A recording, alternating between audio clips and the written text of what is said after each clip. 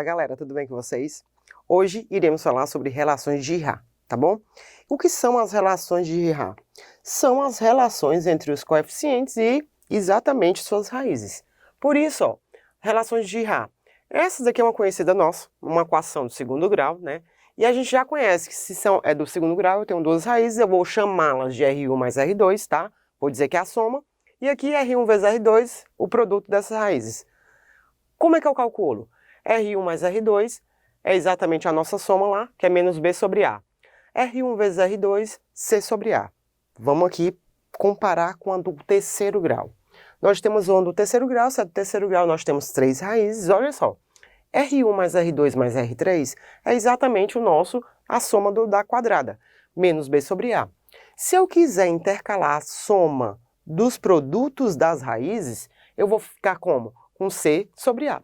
E se eu quiser simplesmente a multiplicação só das raízes, R1 vezes R2 e R3, vai dar o quê? Menos D sobre A. Para pegar o geral, vamos ver aqui, ó. O geral, tomando uma equação de grau N, tá?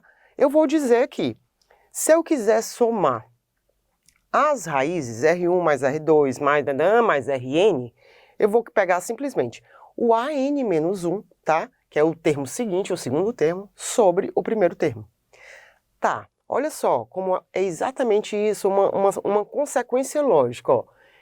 O segundo termo, exatamente N menos 1, sobre o primeiro termo, ok?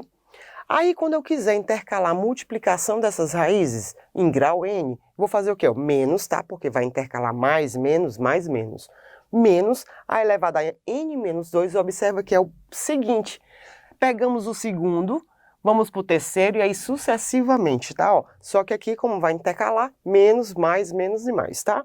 E se eu quiser o produto dessas N raízes, vai ficar o quê?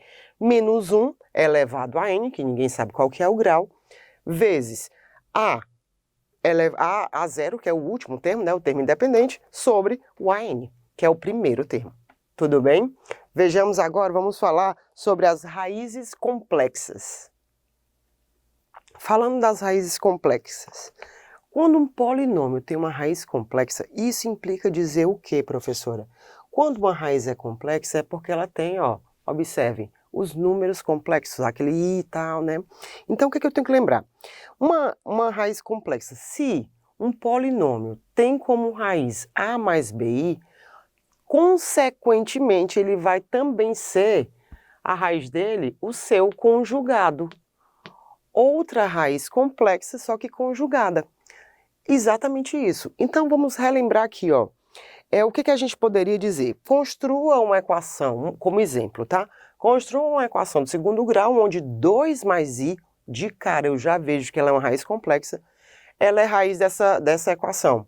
Bem, o que eu teria que fazer? Eu tenho que lembrar daquela composição de raízes. Como assim, professora? Lembra que já que é do segundo grau, eu posso dizer que eu tenho duas raízes. Então, ó, se eu já sei que essa é a primeira raiz, eu posso escrever, ó, lembra que tem a decomposição? X menos xr1 vezes xr2, isso tudo tem que ser igual a zero, certo? Já que são duas raízes. Então, a minha primeira raiz, se eu já sei que é complexa e é o teorema, eu vou lembrar 2 mais i e também 2 menos i. 2 menos i. Vou substituir aqui, ficou o quê? X menos 2 menos i. X, aqui substituindo essa outra raiz, porque é o teorema, tá? Vai ser sempre o conjugado também. X menos 2 mais i. Ok. Bem parecido com o óculos, que é exatamente o multiplicar iguais com sinais contrários, tá?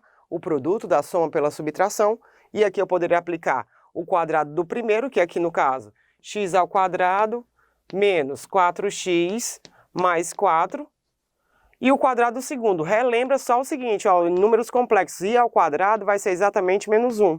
E aqui ficou menos com menos, né, mais menos 1. Mais 1, aliás. Mais 1. Ou seja, x ao quadrado menos 4x mais 5, isso tudo é igual a zero. A construção da minha equação que ele já havia me pedido, certo? Agora, Vejamos, o que que a gente tem que falar para completar, para finalizar? Teorema das raízes racionais. Isso implica o que que esse teorema nos diz, professora? Ele, se porventura uma equação de n grau, do grau n, tá? Aqui, como a gente viu, como a gente está vendo, ele tiver uma raiz que seja PQ, né? De forma racional, já que a gente está falando. Já que é racional, e ela tem que ser, aqui no caso, irredutível, o que é que esse teorema nos diz?